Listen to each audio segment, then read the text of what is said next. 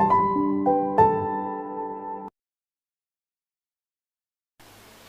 guys, kembali bersama saya Dea Anwari dalam acara Ngobrol Bareng Eduka.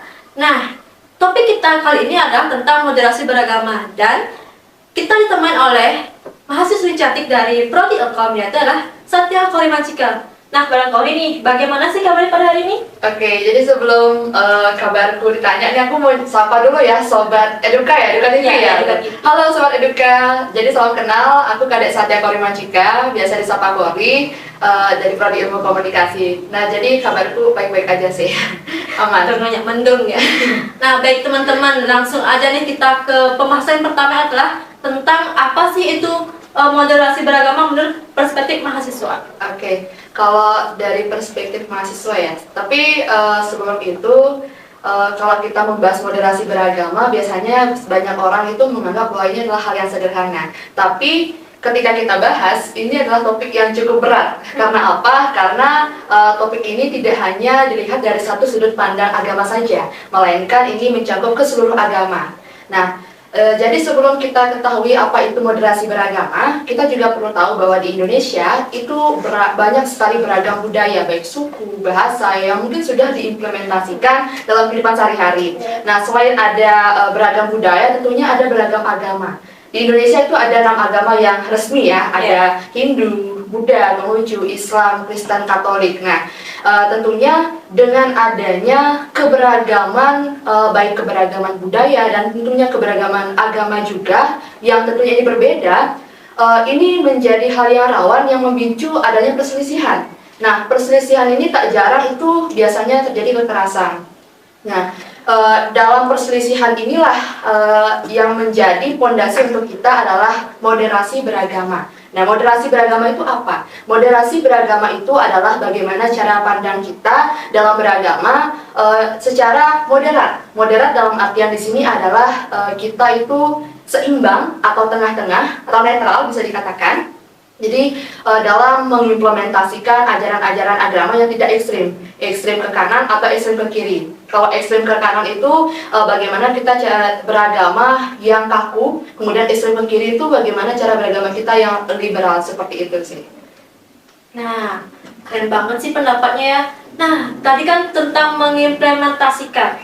Nah, menurut kamu tuh dampak yang ditimbulkan dari yang tidak mengimplementasikan itu apa sih? Oke, kalau berbicara dampaknya itu tentunya kalau kita tidak mengimplementasikan moderasi beragama, tentunya ada dampak-dampak yang akan terjadi ya. Salah satunya yaitu seperti yang sudah saya katakan tadi, adanya perselisihan. Yeah. Nah, saat ini kebanyakan orang itu biasanya dia merasa paling benar, kemudian dan mereka juga nggak segan-segan akan memojokkan atau menjatuhkan apabila pendapat dia dan pendapat kita itu berbeda, terutama dalam konteks agama. Yeah. Nah, jadi ketika kita tidak mengimplementasikan moderasi agama ini dalam lingkungan kita seperti itu, tentunya ini akan menjadi atau menimbulkan suatu perselisihan, di mana dalam perselisihan ini akan menyebabkan suatu kekerasan atau mungkin ya adu fisik atau apapun ya yang akan berdampak negatif sekali bagi kita. Nah, tentunya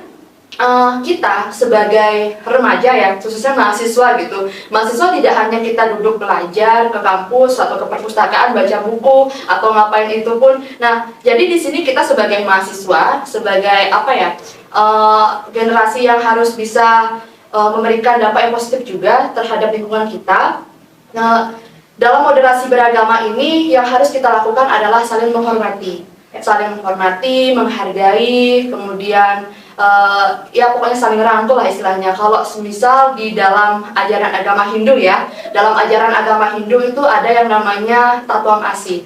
Aku adalah kamu, kamu adalah aku. Dimana ketika kita memandang orang lain itu sama dengan kita menganggap bahwa orang lain itu juga ada Tuhan di dalam dirinya. Jadi kita tidak bisa menyakiti orang itu semena-mena gitu.